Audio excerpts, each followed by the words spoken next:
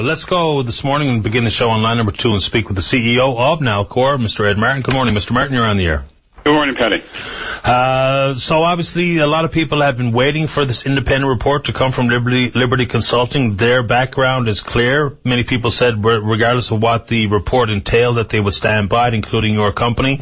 In my opinion, Mr. Martin, this is a fairly damning report of the company based on the maintenance schedules that were not adhered to. Is that a fair condemnation on your point? Then I have several questions for you.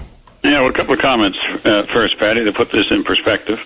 As you're aware, and most people are, we completed our own report coming out of this incident in January, and we've looked at what Liberty has presented to us, and generally across the reports we're aligned, and we're making moves already to deal with that. So it is useful to have some alignment and validation from an external group, and we have that. The second thing we need to put into perspective here, though, is just where Hydro has been and where it's coming from, where it's going.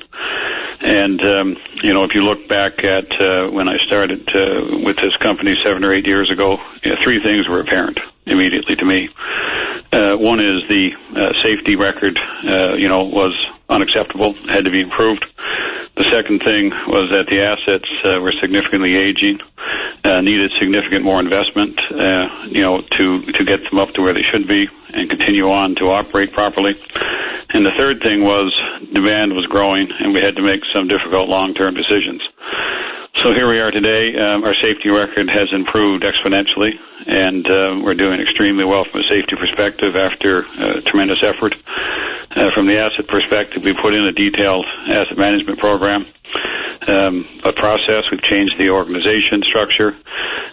We've put in an extra amount of investment into the assets. We've doubled our capital expenditures over the past 5 years, and our projections are indicating that we're going to continue to put efforts and expenditures and resources into the assets because of their age. And the third thing, from a demand perspective, we made the long-term call with respect to what was the best option for the people. It is Muskrat Falls. It wasn't an easy process, obviously, but we've made the decision and we're moving ahead.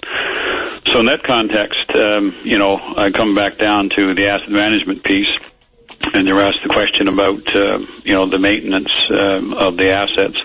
Well, number one, there's a tremendous amount of maintenance going on in the assets. There's a tremendous deep plan that's in place and being executed. With respect to lists of work that we have behind on in some areas at this point, I think you also have to look at the fact of how this works. You go in and do what they call preventative maintenance on these assets on a regular basis. When you do that preventative maintenance, you prepare other supplementary lists of work that you may find in there that needs to be done in addition to the planned work. You put that on a list. On those lists, they build up over the winter because it's very difficult and oftentimes impossible to take down the generating assets or the transmission assets because we are at peak. Everything's flat out. They build up over the winter, and then as you go into the summer, you work those off and bring the resources to bear to put those in place. We've been doing that. This summer we'll be tackling those again as we do normally. The lists are somewhat longer than they have been over the years, part because of the age of the assets. We're seeing more and more stuff happening to it, and we have to do more and more work. And the second thing is, since some of the outages, and some of the reports that we've done prior to that, we have put extra work in place, and we're seeing that the workload is growing. But we have a plan in place to address that, and that's going to mean more people, some outside resources, and we're going to see this continue over time because these assets are not getting any younger. And we're going to continue to do that, and we're going to also expedite bringing on extra generation, from next year. We're going to bring it into this year in response to that as well. And we have a plan, and we're putting it in place, and we're properly bridging until we get to Muskrat. Mr. Martin, I think the proactive plan to try to ensure or to mitigate the risk of it happening again is expected of the utility, and I think that's appropriate. But when people were so quick, regardless of the different events, fire at Sunnyside and an issue with generator number 1 at Holyrood, but when the Liberty very clearly points out, though, that the failure to complete the maintenance schedule, that's their outside looking in piece. But here in the province, you know what the first reaction was, is that the company has been so solely focused on muskrat that these things were overlooked or not attended to. You described how that wing of the business has had its own department created. They're not people working on overlap projects. People working on muskrat are working on muskrat alone, and other hydro assets are their own operational department. But when that was the criticism, that you were solely focused on hydro on the Lower Churchill, that's why these things didn't go on. Liberty doesn't go out and say that because they're not reading hearts and minds, but it is adding fuel to the fire for those who thought that's what happened. And how do you respond to that, given that an independent consultant has said you did not adhere to the best practice so far as preventative maintenance and scheduled maintenance goes? Well, first, Patty, you mentioned, the focus on hydro and muskrat. Well, let's pull back again and realize that hydro's mandate is to provide electricity to the province in the current and future. So making a decision to build additional generation in the future, whether it be a gas turbine or it be Muskrat Falls, that is hydro's business. That's what they do. So any work and any effort that goes into the current asset base and or a future asset such as Muskrat Falls or a gas turbine, that is hydro's business. So everything to do with Muskrat Falls, the gas turbine, and the current assets is hydro. Understood. It's always been that way, and that's the mandate. With respect to focus, I go back to what I just said. If you look at the safety improvement over time to bring us to a place where we're getting the safety performance to a level that competes anywhere in the world. Number one, that takes tremendous focus. Number two, the asset management plan is in place. The organization has been changed. We've doubled the capital investment. We have a total focus on hydro. We have 900 people, 900 totally dedicated people throughout this province focused entirely on the current asset base with hydro. They always have been. They're totally dedicated, and they're getting it done. Now you turn your attention to the other part of hydro's business, which is the new generation, in this case Muskrat Falls. We have a separate team there of highly qualified professionals.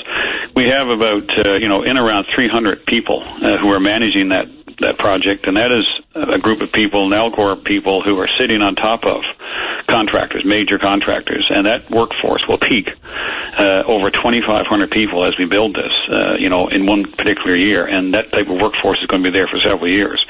So we have the resources. We have to focus on both. That's hydro's role, and we are focusing on both, and the results, are there. Now back to, you mentioned about the maintenance. It's noted in that report as well, and we've noted that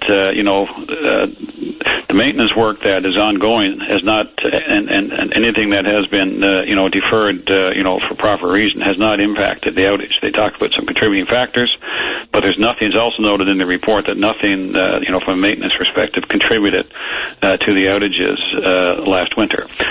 So I come back to say, what are we doing from a maintenance perspective? Well, as I said, maintenance is growing. You have to prioritize it.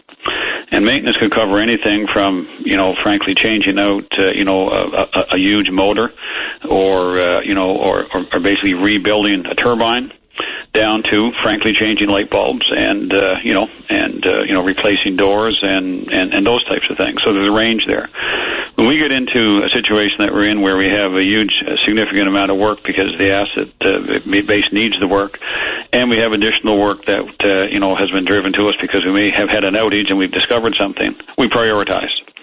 And the critical piece here is that we've done a really good job prioritizing the work to make sure that if we're resource limited for a period of time, we focus on the priority work. And that's what's happening, and that's what's happened, and we've done that. For the extra work, we are now out making arrangements for additional resources. We have to get some of these lists, pared down, but at the same time, people need to understand that we are focused on the absolute priority things, and that's the critical piece. We're making sure the big stuff is taken care of, and we're putting the resources in place to take care of some of the smaller things. And let's see if I ask it this way, was there a mistake made by not adhering to the maintenance schedules, even in looking and using hindsight, which is just so easy for everyone to use and utilize? Was there a mistake made by Nalcor to not adhere to the maintenance schedule? No, there was not. The maintenance schedules, it's been indicated that the maintenance schedules have not driven, the outage with respect to what happened last winter. Okay. Now, I will say one thing, and when this is a place where, I believe we need to improve. If I look at the gas turbine out just outside of St. John's by Paradise, we call it Hardwoods. Mm-hmm. And in that particular case, we had, instead of having that back in service by December the 1st, which we normally would, we made a conscious decision to defer that to December the 19th. And the reason for that was that we to take that unit down, we would have had to start up a Holyrood unit earlier, but we were doing repairs on Unit 1. So we looked at the possibilities of doing a couple of things, and we made a decision to defer that to December the 19th.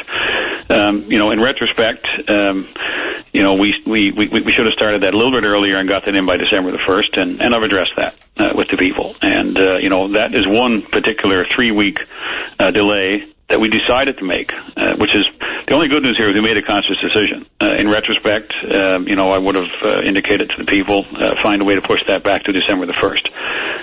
That's one piece, that I believe that we could have improved on, but we've taken some action in those areas. We've stood back, taken a look at our gas turbine performance, which, has not been as good as I would like it to be, and we've actually appointed a very senior person. She's now in charge of solely of the gas turbines, reporting at a very senior level, and we're looking to improve our performance on that particular piece. But I will also step back after saying that and, assure people that if you compare the performance of our system to the 5-year Canadian average in terms of transformer performance, in terms of breaker performance, in terms of our 230 kV, the big heavy lines, their performance in terms of, how long it takes to get them back up or how long they're out. If you look at our hydro generating units compared to the Canadian 5-year average and our thermal units, we compare favorably. And fair enough, sir. I didn't know you were about to stop talking. And that's fine. And I think those questions, there are answers people will gauge for themselves what's been said. But I have two other areas that we'd like to discuss with you this morning. One thing, when I had the Premier Marshall on the program the other day, we talked about the costs associated with the most recent report. And your comments, we're still waiting for numbers to be released when the commercial sensitivities are alleviated and contracts are let. But he said, when we approach a point where the Muskrat Falls project does not represent the lowest cost option. At one point, it was to the favor of $2.5 billion. We don't know what the cost overruns are at this point or how the delays are going to factor in. But how do we actually effectively manage the Premier's point of view on that front? If we are approaching a point where it doesn't represent lowest cost option, is that done once you determine the best tender option that is about to be awarded, and then we stop and do the math again? Or how do you perceive how we manage in best practices what the Premier said about how we stall or stop a review of the project if we approach that breaking point? Patty, I haven't heard the Premier's comments on that, frankly, so obviously I'm not going to speak for the Premier of the province. But he's obviously understands the process that we're in. I can't speak for him, but what I can say is that, there is a $2.5 billion buffer. Once you get into these projects, obviously, as each dollar you spend goes by, you have to look ahead and say, we're going to finish this thing, because it becomes even more economic at that point. And I would expect, what the Premier was saying is that, any assessment would, of where this would have to be, accounted for at the end of the day. I know just from my dialogue with him and such, he understands that, we're moving ahead with this project, and as each step in the road, the further we go, the better it gets for the province. Do we have a timeline available, Mr. Martin, when the costs that were not released in the last report will indeed be available? I haven't got a time, and I will certainly avoid putting a time out there, because it's not an effective thing to do. And the reason for that, again, just to use an example, if you're sitting with with a large contractor who, they're highly qualified people, they're good people, but obviously their drivers are to make a profit, which is good for them. But the moment that I sit here and say, look, I have to give a cost update on the night of this particular date, and we have to complete it by then. And by the way, here's a look at all the other things we've done with some other contractors, and give them all of our detail. Well, if I'm sitting in Mr. Contractor seat, I'm saying, well, that looks good. Ed, come and see me the night before. You got to finalize that and give me those contracts. And by the way, here's what I'm looking for. Come and see me then. So deadlines at this time, which would be very helpful to the people of the province who have to know these numbers, and we're going to be totally transparent when I get them, and I understand that driver, and it's very, very important to us, and we're going to continue to report, we're going to be open on it. But I also am charged with protecting the interests of the people of the province and making sure that they're getting the best deal they can. And at this stage, it's the second piece that's the focus, but as soon as I can complete these contracts, we'll have the numbers. I'll be out with absolute full disclosure and have the discussion at that point. There's one more issue where I'm hearing two different answers from here in Nova Scotia, and that's the concept if and when the project is delayed. You've alluded to that fact, the potential for it, and offered reasons behind it. But then we hear Minister Younger from Nova Scotia saying if the project is not delivered on the schedule that they expect, that there would be power delivered through some other generation means, through the Maritime Link, and or there would be financial penalties paid by this province to the province of Nova Scotia. Minister Daly says that that's not the play. The play is that when the power flows, that's when the contract kicks in. So there will be no penalties and or obligation to transmit power before Muskrat Falls comes on stream. Which one is it? Betty, I think people need to stand back again and once again put this in perspective. The contract with Nova Scotia is 35 years. The financing ranges from 35 to 40 years. Mm-hmm. The life of these assets, the hydro dam in particular, is going to be over 75 years, probably 100 years.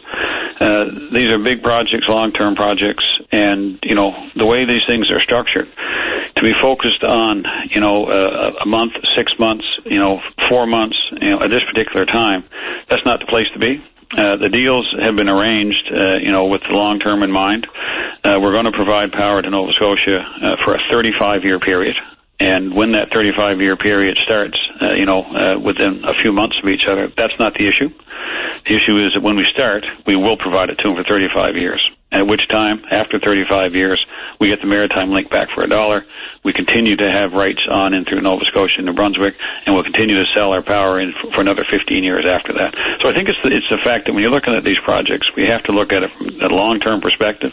These are big deals, and, we're focusing on early days, early months, weeks, and those types of things is not productive, and frankly, it doesn't make a lot of sense for us to focus on that. We have to look at it longer term and making sure we're bringing this thing in where it should be from a cost perspective, getting online reliably, and having it working effectively for an over 50-year period. Yeah, I've done my very best to look at the big picture and long term when examining the project to my own mind to the best of my own abilities, not having the background required to get into the nitty-gritty of it. I'm just looking to justify the disconnect between Nova Scotia and the province. Is Nova Scotia expecting power on a specific date in 2017, and there's penalties kick in after that date, even though we can indeed and we should take a long-term view? So is Minister Daly right or is Minister Younger right? When we start the 35 years starts when we deliver power. So we've committed to deliver the power for 35 years, and when we start that delivery, that's when the 35-year clock starts ticking. I appreciate your time this morning, Mr. Martin. Of course, this is a never-ending conversation, and understandably so when there's so much money involved. I appreciate your time and look forward to speaking with you again in the future. Sounds good, Patty. And just before I go, I would like to make the a final point that with respect to hydro and the decisions we're making now, with respect to the gas turbine, extra power to get us through to Muskrat Falls and such, it's always a balance between cost and reliability. And even though we're working hard to keep things moving, we're making investments, we're going to be making more. I just want to let people know that we still have that balance in our mind. I see it as a pendulum. You can never swing it one way or the other too far. We may push a little harder on the cost piece, over the next few years to get ourselves, to where we should be into Muskrat. But we're going to keep a firm eye, on that balance between reliability and cost to make sure folks know we're managing the money properly as well. Well, we certainly appreciate your time and look forward to updates as they become available. Thanks very much, Mr. Martin. Thank you very much. All the best. Bye-bye. Ed Martin is the CEO of Nalcor.